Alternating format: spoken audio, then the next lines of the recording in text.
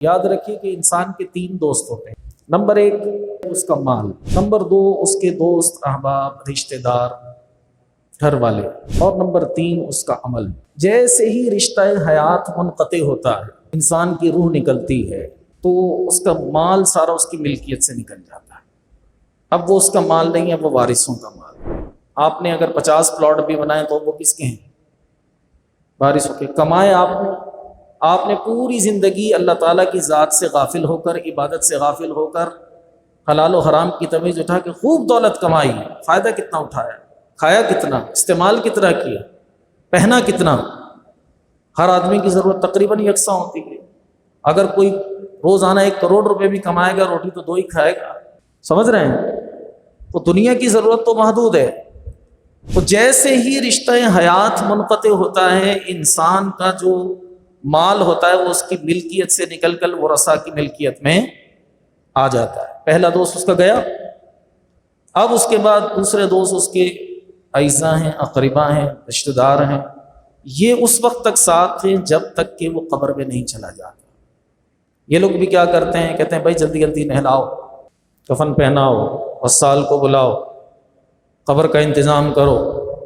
فوراً تیاری کر کے کہاں لے جایا جاتا ہے؟ قبرستان۔ 2-4 دن بھی اب وہ آپ کو گھر میں نہیں رکھیں گے، وحشت آنے لگے گی۔ نہیں بھائی، زیادہ سے زیادہ بس کل ظہر تک انتظار کر لو، بس اس کے بعد اٹھاؤ اور قبرستان کی نظر کرو۔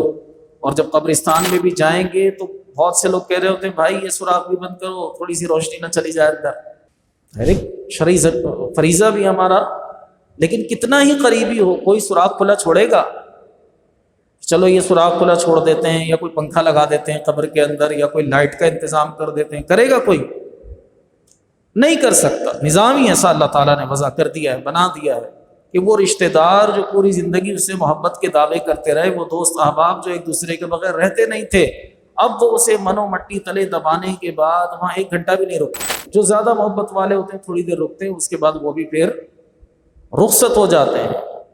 تو انسان کے 3 طرح کے تعلقات ہیں، ایک اس کا مال، دوسرے اس کے اعزاء اقربا رشتہ دار۔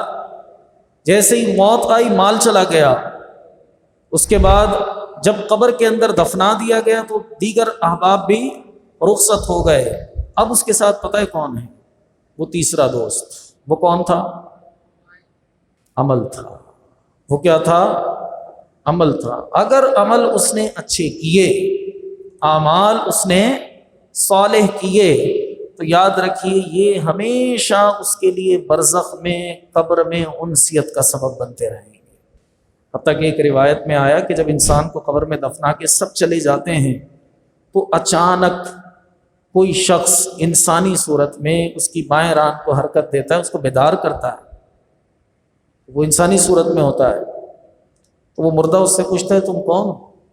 وہ یہ کہتا ہے کہ تو گھبرا نہیں، میں تیرا نیک عمل ہوں، میں تیرا نیک عمل ہوں، تیری نیکی کی برکت سے اللہ نے مجھے پیدا فرمائے اور تا قیامت میں تجھے انس دیتا رہوں گا، تجھے گھبراہٹ نہیں ہوگی، تجھے پریشانی نہیں ہوگی۔